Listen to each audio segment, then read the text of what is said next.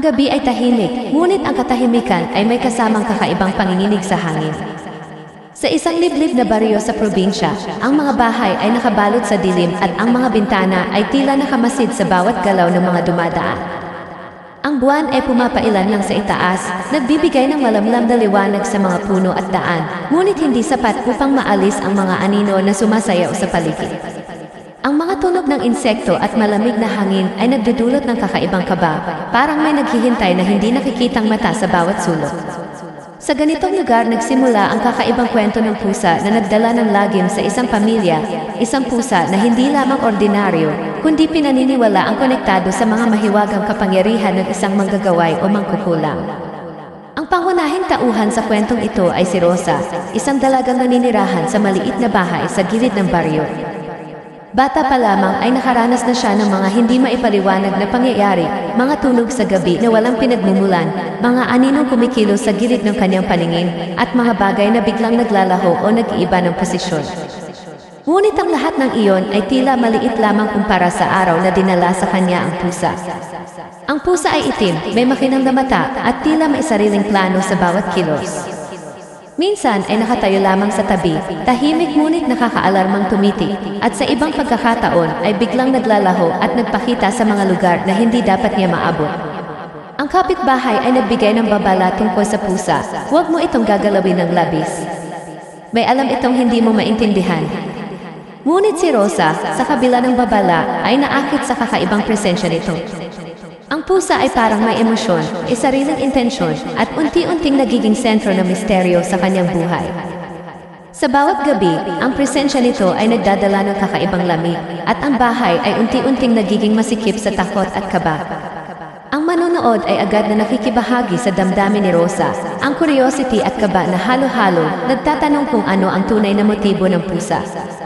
Sa paligid ng baryo, ang mga matatanda ay nagkukwento ng mga alamat at karanasan tungkol sa mga pusa na konektado sa mangkukulam.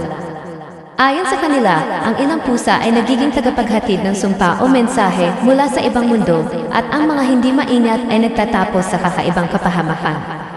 Ang mga kwentong ito ay hindi lamang tungkol sa takot, kundi tungkol sa mga lihim at misteryo na matagal nang nakatago sa baryo. Si Rosa, bagamat nag-aalangan, ay hindi makaiwas sa pag-usisa.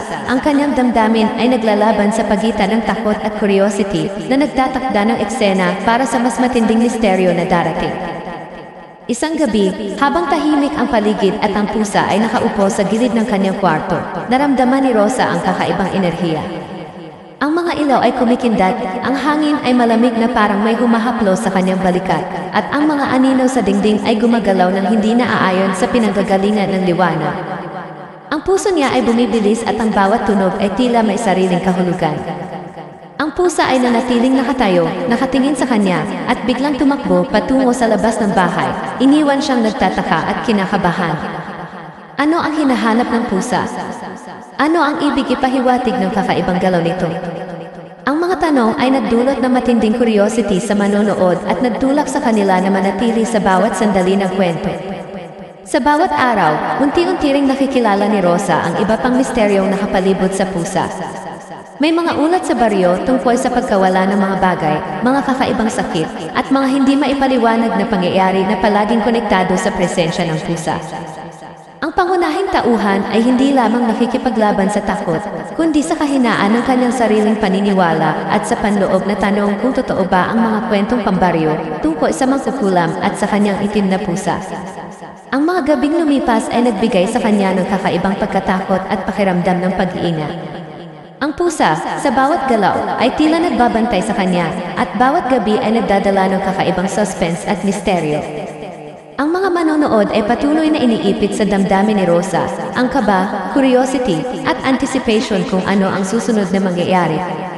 Ang bawat paggalaw ng pusa, bawat tunog, at bawat malamig na simoy ng hangin ay nagdaragdag sa suspense at engagement habang pinapanatili ang kwento sa ilalim ng ligtas at maayos na YouTube guidelines. Sa pagtatapos ng introduksyon, ang pusa ay biglang nawala sa kanyang paningin.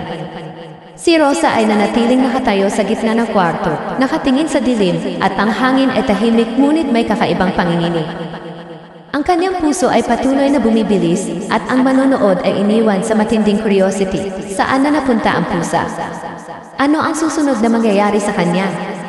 Ang cliffhanger na ito ay nagpapataas ng suspense at naghihikayat sa audience na manatiling nakatutok sa susunod na kabanata ng kwento. Ang mga sumunod na araw matapos ang unang kakaibang karanasan ni Rosa ay puno ng hindi maipaliwanag na pangyayari na unti-unting naglalapit sa kanya sa mas malalim na misteryo. Sa bawat gabi, ramdam niya na ang pusa ay hindi lamang hayop na kasama sa bahay. Ito ay parang tagapagbantay ng isang lihim na hindi pa niya naiintindihan. Ang pusa ay nanatiling tahimik sa gitna ng gabi, nakatitig sa kanya, ngunit may kakaibang intensyon sa mga mata nito.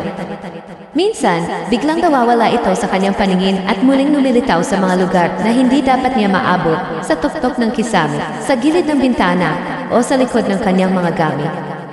Ang bawat paglalaho at pagbabalik nito ay nagdudulot ng kakaibang kaba at nagbubukas ng tanong, ano ang tunay na motibo ng pusa? Sa baryo, may mga kwento ang mga matatanda tungkol sa pusa ng mangkukulam. Ayon sa kanila, ang ilang pusa ay nagiging tagapagdala ng sumpa, nagbabantay sa mga lihim, o kaya ay naglalahad ng babala sa pamamagitan ng kanilang kakaibang kilos. Si Rosa, sa kabila ng kanyang takot, ay nakikinig sa mga kwentong ito. Unti-unting naiintindihan na ang presensya ng pusa ay may mas malalim na dahilan. Ang mga alaala ng kanyang kabataan, ang mga babala ng kanyang lola, at ang mga pangyayari sa baryo ay nagsanib upang magbigay ng pang-anticipate sa mas malaking misteryo na naghihintay sa kanya. Isang gabi, habang tahimik ang paligid, naramdaman ni Rosa ang malamig na simoy ng hangin na dumampi sa kanyang leg. Ang pusa ay nakatayo sa gilid ng kwarto, nakatingin sa kanya ng may intensity na hindi niya maintindihan. Biglang may narinig siyang kaluskos sa labas, parang may humahakbang sa likod ng bahay. Nang lumabas siya upang tingnan, wala siyang nakita, ngunit may bakas ng paw ng pusa sa lupa, na patungo sa isang lumang bodega sa dulo ng bakuran. Ang puso niya ay bumibilis, at ramdam niya na may lihim na nakatago sa loob ng bodega, isang bagay na hindi niya dapat maabala, ngunit ang curiosity at kaba ay nagbigay sa kanya ng lakas upang lumapit. Ang pusa ay tila nagiging gabay niya sa mga kakaibang pangyayari. Sa bawat lugar na pinupuntahan niya, may maliit na palatandaan, isang lumang litrato, isang sirang kahon, o isang kakaibang simbolo sa dingding. Ang mga bagay na ito ay naglalaman ng pahiwatig tungkol sa nakaraan ng baryo at ng pamilya ng mangkukulam. Ayon sa ilang matatanda, may mga pusa na naglilingkod bilang tagapagdala ng kaalaman o mensahe mula sa ibang mundo, at sa ganitong paraan, ang pusa ni Rosa ay hindi lamang hayop kundi isang koneksyon sa mga nakatagong lihim. Habang lumalala ang gabi, napansin ni Rosa na may kakaibang galaw ang pusa. Minsan ito ay nakatingin sa kanya mula sa bintana, at sa ibang pagkakataon ay nakatayo sa dulo ng pasilyo, parang nagbabantay. Ang bawat galaw nito ay may kasamang misteryo, isang pahiwatig na may mas malalim na koneksyon sa mga pangyayari sa baryo at sa buhay ni Rosa. Ang suspense ay patuloy na tumataas habang nakikibahagi ang manonood sa parehong kaba at curiosity. Sa isang pagkakataon, natuklasan ni Rosa ang lumang diary ng kanyang lola na naglalaman ng tala tungkol sa mga pusa at mangkukulam sa baryo. Ayon sa diary, may mga pusa na nagbabantay sa mga lihim, may kakayahang magbigay ng babala, at minsan, nagiging kasangkapan ng sumpa. Ang kaalaman na ito ay nagbigay kay Rosa ng kakaibang pangunawa sa pusa, ngunit higit pa rito, nagbukas ito ng mas maraming tanong. Ano ang tunay na layunin ng pusa? Bakit siya pinili? At paano niya maiwasan ang mas malaking panganib na maaaring idulot nito? Habang patuloy ang mga kakaibang pangyayari, napansin niya ang pagbabago sa paligid ng bahay. Ang mga anino sa dingding ay tila gumagalaw nang hindi naaayon sa pinagmumula ng liwanag. Ang mga tunog ng hangin, kahoy, at bintana ay tila may sariling ritmo, parang may sinusubaybay sa bawat hakbang ni Rosa. Ang suspense at misteryo ay patuloy na tumataas, at ang manonood ay iniipit sa damdamin ng kaba at curiosity, hindi alam kung ano ang susunod na mangyayari. Ang pusa ay naging simbolo ng lahat ng hindi maipaliwanag na pangyayari, isang gabay at sabay na banta. Sa bawat gabi, si Rosa ay natututo na magbantay sa mga palatandaan, magtiwala sa kanyang intuition, at unti-unting maunawaan na ang misteryo ay mas malalim kaysa sa nakikita ng mata. Ang kanyang relasyon sa pusa ay komplikado. Sa isang banda, may takot, at sa kabilang banda, may curiosity at pagnanais na maunawaan ang kabuuang kwento. Sa ganitong paraan, ang kwento ay nagiging mas malalim at mas nakakainganyo. Ang manonood ay patuloy na iniipit sa suspense, habang ang pangunahing tauhan ay unti-unting nadadala sa kakaibang mundo ng misteryo, takot at kababalaghan. Ang baryo, ang pusa, at ang nakaraan ng mangkukulam ay nagbubuo ng komplikadong puzzle na patuloy na humihikayat sa audience na manatiling nakatutok sa susunod na kabanata. Sa huling bahagi ng segment na ito, habang nakatayo si Rosa sa harap ng bodega, nakaramdam siya ng kakaibang panginginig.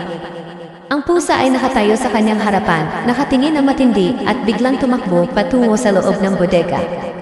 Ang puso niya ay bumibilis at ang manonood ay iniwan sa matinding curiosity. Ano ang nasa loob ng bodega? Ano ang ibig ipahiwatig ng pusa? Ang suspense ay tumataas at ang misteryo ay nananatiling hindi pa rin nare-resolba. Naghihikayat sa audience na maghintay at manood ng susunod na kabanata. Mula sa gabi ng kanyang unang pagkakatuklas sa kakaibang pusa, unti-unting lumala ang sitwasyon ni Rosa. Ang bawat gabi ay tila mas mahaba at mas madilim at ang mga anino sa kanyang bahay ay nagiging mas agresibo sa kanyang paningin. Hindi na lamang basta nakatayo ang pusa sa gilid ng kwarto. Minsan, bigla itong lalapit sa kanya, walang tunog na galaw, at nakatitig sa mata niya na parang sinusukat ang kanyang takot. Ramdam ni Rosa ang kakaibang init sa paligid tuwing lumalapit ang hayop, parang may enerhiyang hindi niya kayang maunawaan na nagdudulot ng unti-unting paranoia. Ang bawat tunog ng hangin, kaluskos ng sahig, o pagkakaimbak ng lumang gamit ay nagiging potensyal na banta. Isang gabi, habang naglilinis siya sa loob ng bahay, napansin niyang may kakaibang marka sa pader, mga linya at simbolo na hindi niya nalikha. Ang pusa ay nakatayo malapit sa kanya, nakatingin ng mahigpit sa mga marka. Biglang may narinig siyang mahinang bulong, parang mula sa dingding mismo, na hindi maipaliwanag at tumigil ang kanyang paghinga sa kaba. Ang bawat detalye sa paligid ay nagiging matindi ang presensya ng supernatural at ang tensyon ay patuloy na tumataas.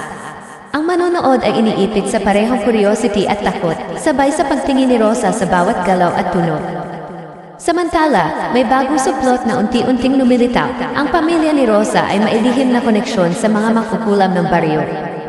Ang lola niya, na matagal nang namatay, ay kilala sa baryo bilang isang tagapagbantay ng ilang mahihiwagang pusa, at ang pusa ni Rosa ay maaaring isang tagapagmana ng enerhiyang iyon. Ang ideya na ang kanyang pamilya ay may nakatagong kapangyarihan at sumpa ay nagdudulot ng dagdag na kaba sa kanya, at sa parehong oras, nagbukas ng mas malalim na misteryo sa manonood. Ang suspense ay tumataas dahil hindi malinaw kung ang pusa ay tagapagtanggol o banta, at ang sariling pamilya niya ay bahagi ng palaisipan na hindi pa nare-resolba. Isang gabi, habang sinusubukan ni Rosa na sundan ang pusa na biglang naglaho sa dilim, naramdaman niya ang malamig na simoy ng hangin sa likod niya. Ang mga bintana ay kumikindat, parang may nagmamasid sa kanya, at ang pusa ay biglang lumitaw sa itaas ng kisam, nakatingin ng matindi.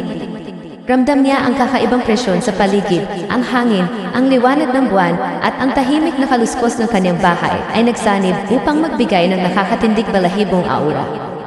Ang bawat hakbang niya ay nagiging mas delikado at ang manonood ay patuloy na napapasubo sa matinding takot at curiosity. Sa labas ng bahay, naramdaman niyang may humahaplo sa kanyang balikat, ngunit paglingon niya ay wala namang tao. Ang pusa ay nakatayo sa gilid, nakatingin sa kanya, at may kakaibang liwanag sa mata nito na hindi niya maintindihan. Ang suspense ay patuloy na tumataas habang siya ay lumalapit sa bakuran, at ang mga anino mula sa kagubatan ay parang naglalapit sa kanya sa mas malalim na panganib. Ang bawat galaw, tunog, at ilaw ay pinananatili ang audience sa edge ng kanilang upuan, naghihintay sa susunod na mangyayari. Isang sublot na lalong nagpapalalim ng takot ay ang pakiramdam ni Rosa na hindi lamang ang pusa ang nagbabantay sa kanya, kundi may iba pang presensya sa paligid, isang hindi nakikitang mata na palaging sumusubaybay sa kanyang bawat hakbang. Ang mga pinto ay biglang bumubukas at nagsasara, may mga bagay na naglilipat ng posisyon ang hindi niya naiintindihan, at ang mga tunog sa paligid ay nagiging mas malinaw at nakakatakot. Ang kanyang paranoia ay tumataas, at ang audience ay patuloy na nakikibahagi sa kanyang kaba at pakiramdam ng kawalan ng kontrol. Habang lumalala ang sitwasyon, napansin niya ang kakaibang pagbabago sa ugali ng pusa. Minsan, nagiging agresibo, minsan ay tahimik at tila nakikinig sa mga hindi nakikitang boses. Ang kanyang pagtitiwala sa pusa ay unti-unting nagiging halo ng takot at curiosity. Ang pangalawang konflikto ay lumalawa. Hindi na lamang siya nakikipaglaban sa takot ng pusa, kundi sa misteryo ng pamilya at baryo, sa kapangyarihan ng lumang sumpa, at sa hindi maipaliwanag na presensya na palaging nagmamasid.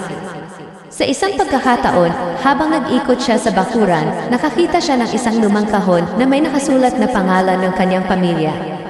Ang pusa ay nakatayo sa tabi nito. Ang bawat anino ay nagdadala ng pangamba, ang bawat tunog ay tila may kahulugan, at ang kanyang isip ay patuloy na nagtataka kung ang pusa ba ay kaibigan, kaaway, o gabay lamang sa mas malalim na misteryo. Ang tensyon ay nananatiling mataas, at ang manonood ay patuloy na iniipit sa suspense, habang ang kwento ay patuloy na lumalawak at hindi pa nalulutas ang mga pangunahing tanong. Sa pagtatapos ng bahaging ito, ang pusa ay muling lumitaw sa itaas ng kisang, nakatingin kay Rosa, at biglang tumakbo patungo sa gilid ng bakuran. Ang puso niya ay bumibilis, ang hangin ay malamig, at ang mga anino sa paligid ay tila gumagalaw ng may sariling buhay. Ang audience ay iniwan sa matinding curiosity at suspense.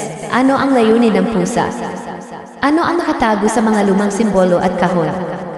Ang takot at misteryo ay patuloy na tumataas, naghihikayat sa manonood na manatili sa bawat kabanata ng kwento. Ang gabi ay naging mas mabigat sa bawat hakbang ni Rosa. Ang hangin ay malamig, at tila may bumabalot sa kanya na hindi niya makita, isang presensya na nagpapabilis sa kanyang tibok ng puso sa bawat galaw. Ang pusa ay palaging nasa tabi niya, ngunit hindi ito nakakaaliw. Sa halip, ang titig nito ay tila may sinasabing hindi niya maintindihan, at sa bawat pagtingin niya rito, mas lumalala ang pakiramdam ng kaba. Ang mga bintana ay kumikindat sa hindi pangkaraniwang paraan, ang mga pinto ay bumubukas at nagsasara ng walang dahilan, at ang mga anino sa dingding ay gumagalaw ng parang may sariling buhay. Sa paligid ng bahay, may naririnig siyang kaluskos, isang tunog na hindi pamilyar, parang may humahakbang sa labas, papalapit at lumalayo, ngunit sa bawat pagtingin niya, wala siyang nakikitang tao o hayop. Ang kanyang isip ay umiikot sa mga tanong, sino o ano ang nagbabantay sa kanya sa labas? Bakit ang pusa ay tila bahagi ng isang mas malaking misteryo? Ang bawat galaw niya ay nagiging delikado, at ang audience ay iniipit sa parehong takot at curiosity, sabay sa kanya sa bawat hakbang sa madilim at malamig na bakuran. Hindi lamang ang pusa ang nagdudulot ng takot. Sa loob ng bahay, may mga lumang larawan at kahon na biglang naglilipat ng posisyon, parang may hindi nakikitang kamay na naglalaro sa paligid. Ang mga simbolo sa pader ay lumalaki at lumiliit, at ang mga sulat na nakatago sa lumang diary ay biglang nagbabago ng mensahe. Ang bawat detalye ay nagpapataas ng suspense at nagpaparamdam kay Rosa na wala siyang ligtas na lugar. Ang bawat sulok ay maaaring may nagmamasid. Ang tensyon ay tumataas habang ang audience ay patuloy na nakikibahagi sa pakiramdam ng kawalan ng kontrol at hindi nakikitang panganib. Isang pagkakataon, habang sinusubukan ni Rosa na sundan ang pusa, biglang tumakbo ito patungo sa bodega sa gilid ng bakuran. Ang dilim sa loob nito ay parang sumisipsip sa liwanag ng buwan, at naramdaman niya ang kakaibang lamig na dumampi sa balat niya. Ang puso niya ay bumibilis, at bawat tunog sa paligid ay nagiging mas malinaw at mas nakakatakot. Ang suspense ay tumataas, at ang manonood ay iniipit sa parehong curiosity at kaba, sabik malaman kung ano ang nasa loob ng bodega at kung ano ang layunin ng pusa. Habang papalapit siya sa bodega, napansin niya ang mga anino ng puno sa paligid na gumagalaw ng hindi naaayon sa hangin o liwanag. Ang bawat tunog ay nagiging parang babala, at ang presensya ng pusa ay tila nagiging mas matindi, parang ito ay nagbabantay at nagbibigay ng signal na may paparating na panganib. Ang bawat hakbang niya ay nagiging mas delikado, at ang audience ay patuloy na nakikibahagi sa parehong pakiramdam ng kaba at anticipation. Samantala, unti-unti ring lumalalim ang suplot tungkol sa pamilya ni Rosa at ang koneksyon nila sa mangkukulam ng baryo. Ang pusa ay parang gabay, nagbubunyag ng mga pahiwatig tungkol sa mga nakatagong lihim, ngunit hindi pa rin malinaw kung ang layunin nito ay protektahan siya o ilahad ang panganib. Ang mga lumang sulat at litrato na natagpuan niya ay naglalaman ng mga simbolo at mensahe na hindi niya maintindihan, at ang suspense ay tumataas habang ang audience ay nagtatangkang hulaan ang susunod na mangyayari. Sa kalagitnaan ng gabi, biglang may narinig siyang malakas na tunog mula sa itaas ng kisang, parang may bumabagsak na bagay, at ang pusa ay nakatingin ng matindi sa itaas. Ang puso ni Rosa ay bumibilis at ramdam niya ang presyon sa paligid, ang hangin, ang liwanag, at ang mga anino ay nagsanib upang magbigay ng nakakatakot na aura. Ang audience ay patuloy na nakikibahagi sa tensyon habang hindi pa rin nalalaman kung ano ang tunay na nangyayari at kung gaano kalaki ang panganib na kanyang hinaharap. Ang mga gabing lumipas ay nagbigay ng kakaibang epekto kay Rosa. Hindi na lamang siya natatakot sa pusa, kundi sa lahat ng bagay sa paligid, sa mga anino, tunog, at bawat galaw ng hangin. Ang suspense ay patuloy na tumataas habang siya ay naglalakad sa madilim na bakuran, sinusubukan na maunawaan ang bawat palatandaan at mensahe ng pusa. Ang audience ay iniipit sa parehong curiosity at kaba, sabay sa kanyang pakiramdam ng kawalan ng kontrol at panganib. Sa huling bahagi ng segment na ito, habang nakatayo si Rosa sa harap ng bodega, biglang tumakbo ang pusa patungo sa loob. Ang dilim sa bodega ay parang sumisipsip sa liwanag, at ang mga anino sa paligid ay gumagalaw ng parang may sariling buhay. Ang puso niya ay bumibilis, ang hangin ay malamig, at ang manonood ay iniwan sa matinding curiosity. Ano ang nakatago sa bodega? Ano ang layunin ng pusa? Ang suspense ay nananatiling mataas at ang misteryo ay patuloy na lumalalim, naghihikayat sa audience na manatiling nakatutok sa susunod na kabanata ng kwento. Ang gabi ay tila naging mas mabigat at mas mapanganib para kay Rosa. Pagkatapos niyang sundan ang pusa sa bodega, natuklasan niya ang isang lumang silid na matagal nang nakatago sa ilalim ng sahig, isang lugar na hindi niya alam na umiiral. Ang silid ay puno ng lumang kagamitan, kahon, basag na salamin, at mga lumang litrato ng mga pamilya sa baryo. Ngunit ang pinaka-nakakakilabot ay ang isang lumang altar na puno ng kandila, pulang tela, at mga kakaibang simbolo. Ang pusa ay nakatayo sa gitna ng silid, nakatingin kay Rosa, tila nagpapaalala sa kanya na mayroong bagay na hindi niya dapat galawin. Habang siya ay tumitingin sa altar, biglang napansin niya ang mga litrato. Lahat ay may mukha ng mga pusa, at sa bawat isa, may nakasulat na pangalan ng mga tao sa baryo. Ang ilan sa mga pangalan ay kilala niya, mga kamag-anak at kapitbahay, ngunit may ilan na hindi niya kilala. Ang kanyang dibdib ay kumikirot sa kaba, at ramdam niya na siya ay bahagi ng mas malaking misteryo. Ang pusa ay hindi lamang hayop, kundi isang tagapagbantay ng sumpa, at siya ay napunta sa gitna nito. Habang sinusuri niya ang altar, may lumapit na pusa mula sa dilim, isang puting pusa na may pulang mata, kakaibang anyo, at parang nagbabanta. Ang pusa na ito ay iba sa dati niyang kasama, ang enerhiya nito ay mas malakas, mas malamig, at mas nakakatakot. Ang presensya nito ay nagpapaalala kay Rosa na hindi siya ligtas, at ang bawat hakbang na gagawin niya ay maaaring magdulot ng panganib. Ang audience ay iniipit sa parehong takot at curiosity. Ano ang gagawin mo kung ikaw ang nasa ganitong sitwasyon? Sa gitna ng kaba, natuklasan ni Rosa ang isang lumang diary na nakatago sa ilalim ng altar. Ang diary ay naglalaman ng lihim tungkol sa kanyang pamilya. May kaugnayan sila sa mga mangkukulam sa baryo, at ang bawat pusa na ipinadala sa kanilang paligid ay may layuning magbantay, maghatid ng sumpa, o magbigay ng babala. Ang kanyang dugo ay nanigas sa kaba nang mabasa niya na ang pusa ay maaaring may kakayahang kunin ang kaluluwa ng sinumang pumasok sa silid na ito nang hindi handa. Ang twist na ito ay nagbukas ng bagong antas ng takot at pangamba, habang siya ay napagtanto na ang kanyang sitwasyon ay mas delikado kaysa sa inaasahan. Habang sinusubukan niyang umalis, napansin niya na ang pusa ay hindi sumusunod sa kanya sa normal na paraan. Sa bawat hakbang niya, lumalapit ito sa kanya nang parang inaagaw ang kanyang espasyo. Ang mga pinto sa silid ay biglang nagsara, at ang mga bintana ay kumikindat sa hindi maipaliwanag na liwanag. Ang bawat galaw niya ay nagiging mas delikado, at ang audience ay iniipit sa suspense. Sa tingin mo ba makakaligtas ang pangunahing tauhan? Ang sitwasyon ay tila walang labasan, at ang presensya ng pusa ay nagpaparamdam na siya ay nakulong sa isang larangan ng supernatural na panganib. Biglang may narinig siyang boses mula sa dilim, parang bumulong sa kanya ng mga salitang hindi niya maintindihan. Ang pusa ay tumingin sa kanya, tila sinasabi na ang bawat hakbang ay may kahihinatnan. Ang hangin ay malamig, ang mga anino sa paligid ay gumagalaw ng may sariling buhay, at ang silid ay tila nagiging mas maliit, mas nakakasakal. Ang bawat detalye ay nagpapataas ng tensyon, at ang manonood ay patuloy na iniipit sa parehong kaba at curiosity. Sa gitna ng panik, natuklasan ni Rosa ang isang lumang salamin sa sulok ng silid. Nang tumingin siya dito, nakita niya hindi lamang ang kanyang refleksyon, kundi isang anino sa likod niya, isang katawang hindi niya kilala, nakasuot ng lumang damit at may mahihinang mata na nakatingin sa kanya. Ang twist na ito ay nagdagdag ng mas matinding kaba. Hindi lamang siya nakaharap sa pusa, kundi may presensya ring bumabantay sa kanya mula sa dilim. Ang audience ay iniwan sa matinding suspense. Hinihikayat na mag-isip kung paano niya haharapin ang ganitong sitwasyon. Habang lumalalim ang gabi, ang pusa ay biglang tumalon sa altar, at ang mga kandila ay nagliwanag ng biglaan, nagpapakita ng mga simbolo na dati ay hindi niya napansin. Ang mga simbolo ay parang nagbubuo ng mensahe. May babala sa kanya na ang bawat hakbang ay may epekto sa kanyang kapalaran at sa buong baryo. Ang twist at paglala ng sitwasyon ay nagdadala ng kakaibang timpla ng takot, mystery at suspense.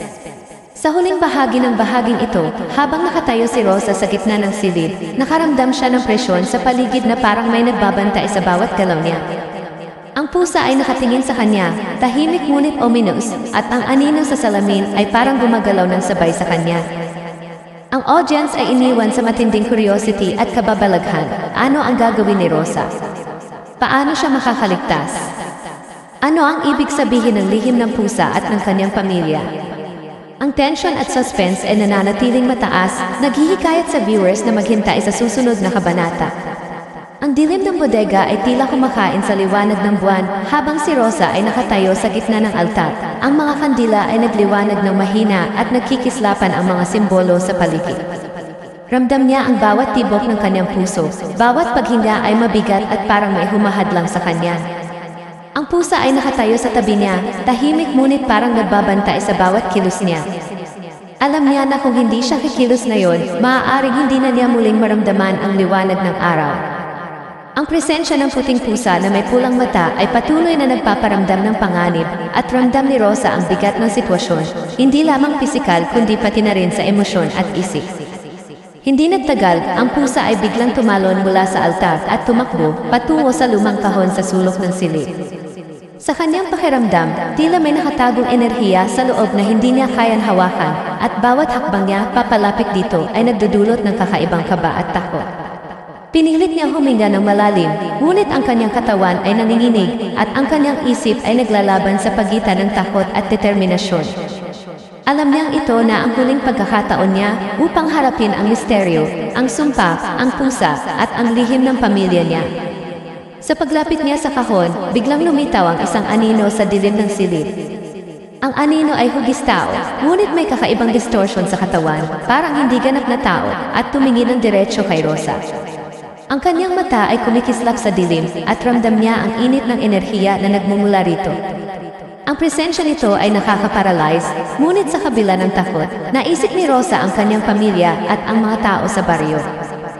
Alam niyang hindi niya pwedeng pabayaan ang sitwasyon. Dahan-dahan niyang binuksan ang kahon, at sa loob nito, natagpuan niya ang isang lumang artifact, isang maliit na estatwa na naglalaman ng parehong simbolo na nasa altar.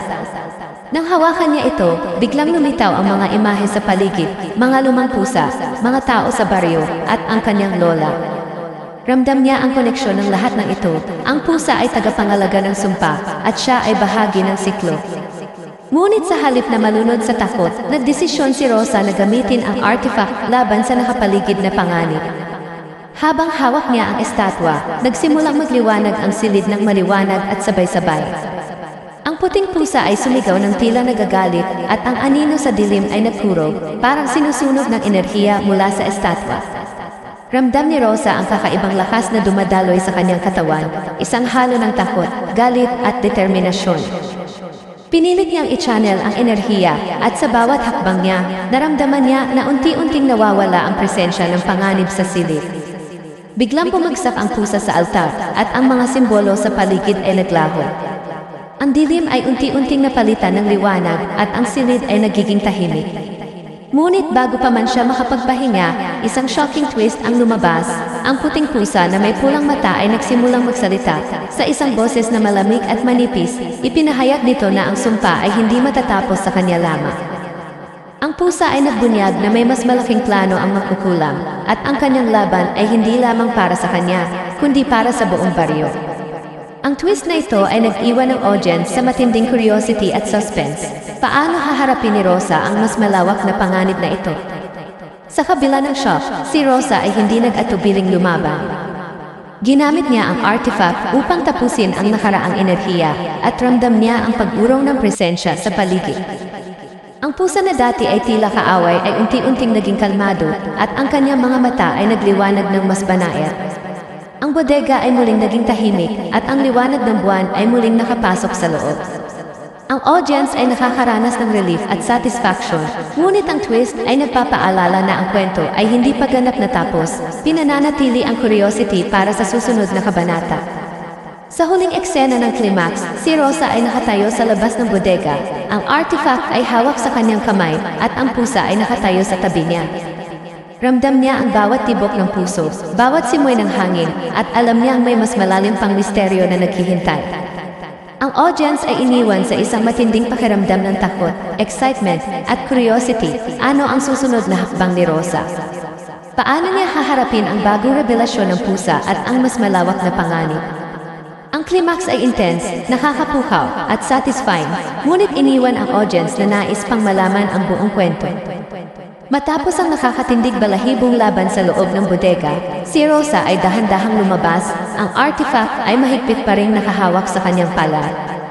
Ang malamig na hangin ng gabi ay tila huminga ng ginhawa, ngunit ramdam pa rin niya ang bigat ng nangyari. Ang kanyang katawan ay nanginginig at ang bawat hakbang ay puno ng pag-iingat. Hindi lamang niya nilabanan ang pusa at ang misteryo ng altar, kundi pati na rin ang takot sa sarili niyang pamilya at ang mga lihim na matagal nang nakatago sa baryo. Ang bawat tanong na bumabagabag sa kanyang isip ay unti-unting nabibigyan ng sagot, ngunit hindi lahat, ang ilan ay nanatiling nakatago sa dilim, naghihintay ng susunod na kabanata. Sa labas, ang mga bituin ay kumikislap sa malinaw na kalangitan at ang katahimikan ng baryo ay tila naiba ngayon. Ang pusa na dati ay kaaway, nakatayo sa tabi niya, tahimik at tila nakikiusap na intindihin niya ang nangyari. Ang kanyang puso ay bumabagal, ngunit ramdam niya ang kakaibang tensyon. Ang artifact ay naglalaman pa rin ng lakas, at ang presensya ng puting pusa ay nagpapaalala na ang sumpa ay hindi ganap na naalis. Ang mga alaala ng nakaraan, ang mga larawan sa bodega, at ang mga simbolo sa altar ay patuloy na umiikot sa kanyang isip. Ang audience ay iniipit sa parehong relief at suspense, nakikibahagi sa pagod at takot ni Rosa, sabay sa kanyang proseso ng pag-unawa sa mga nangyari. Habang naglalakad siya papunta sa kanyang bahay, napansin niya ang mga bakas ng paa sa lupa, hindi mga paa ng tao, kundi ng pusa, at tila nagmumula sa iba't ibang direksyon. Ang bawat bakas ay nagdadala ng pakiramdam ng misteryo at paalala na may mas malalim pang nangyayari sa baryo. Ang kanyang isip ay patuloy na nag-iikot, paano kaya nangyari ang lahat? Ano ang tunay na layunin ng pusa at ng kanyang pamilya sa likod ng sumpa? Ang audience ay hinihikayat na mag-isip at magkomento, ano ang palagay ninyo sa mga bakas na ito? Ano sa tingin ninyo ang susunod na mangyayari kay Rosa? Sa loob ng bahay, nagpasya si Rosa na suriin muli ang lumang diary. Dito niya natagpuan ang huling pahiwatig. Ang kanyang lola ay dati ring nakaharap sa parehong pusa at nakipaglaban sa sumpa, ngunit may isang lihim na hindi niya nais ipaalam. Ang diary ay naglalaman ng simbolo ng proteksyon at mga tagubilin kung paano panatilihing ligtas ang pamilya, ngunit may babala, ang bawat maling hakbang ay magdadala ng panganib hindi lamang sa kanya, kundi sa buong baryo. Ang twist na ito ay nagbigay ng linaw sa ilan sa mga katanungan, ngunit ang ilan ay nanatiling misteryo. Habang iniisip ang mga pangyayari, napansin ni Rosa ang pusa na nakaupo sa tabi ng bintana, nakatingin sa labas. Ang mata nito ay kumikislap, parang may sinusubaybayan. Ang presensya nito ay hindi na kasing delikado gaya ng dati, ngunit mayroong pa ring aura ng kakaibang kapangyarihan. Ang audience ay iniipit sa parehong curiosity at suspense. Ano ang ginagawa ng pusa sa labas? Paano ito konektado sa mas malawak na misteryo ng baryo? Ang tension ay patuloy na nananatili kahit na may sense of closure na sa pangunahing laban ni Rosa. Sa susunod na araw, habang sinusuri niya ang paligid ng bahay, napansin ni Rosa na may mga lumang simbolo sa bakuran na parang unti-unting nagiging malinaw. Ang mga ito ay parang babala o gabay at ramdam niya na hindi pa tapos ang kwento. Ang kanyang pakiramdam ay halo ng relief, pagod at kaunting takot. Ang audience ay hinihikayat na isipin, ano kaya ang ibig sabihin ng mga simbolo? Makakaya kaya ni Rosa na protektahan ang sarili at ang baryo mula sa susunod na panganib? Ang huling gabi ay dumating at si Rosa ay nakaupo sa veranda, ang pusa ay nakatabi niya. Ang buwan ay maliwanag, ngunit ang mga anino ng puno ay gumagalaw sa kakaibang paraan, para bang mailihim na sinusubaybayan ang bawat galaw niya. Ang kanyang isip ay naglalaban sa pagitan ng nakaraan at ng hinaharap, sa pagitan ng relief sa nakaraang laban at ng pangamba sa misteryong natitira. Ang audience ay iniwan sa pakiramdam na may closure sa pangunahing conflict, ngunit may subtle suspense pa rin. Ang sumpa, ang pusa, at ang baryo ay patuloy na nagtatago ng lihim. Sa pinakahuling eksena, habang nakatitig sa buwan, biglang naramdaman niya ang malamig na hangin at narinig ang mahihinang kaluskos sa bakuran. Ang pusa ay tumayo, nakatingin sa dilim, at ang kanyang mga mata ay kumikislap ng mas maliwanag kaysa dati. Ang audience ay iniwan sa isang nakakakilabot na huling shot. Hindi malinaw kung may paparating na bagong panganib o kung ito ay simpleng kalikasan lamang. Ang tension at curiosity ay nananatiling mataas, hinihikayat ang viewers na magkomento. Ano sa tingin ninyo ang susunod na mangyayari kay Rosa? Gusto niyo ba ng sequel? Sa ganitong paraan, ang resolusyon ay nagbibigay ng kasiyahan sa audience sa pagsara ng pangunahing conflict. Ipinapakita kung paano naapektuhan si Rosa ng mga nangyari at iniwan ang manonood na maihalo ng suspense, curiosity, at excitement. Ang kwento ay nagtatapos sa isang mahinang liwanag ng ginhawa, ngunit may maliit na bakas ng misteryo na nagpapaalala na ang kwento ay hindi pa ganap natapos.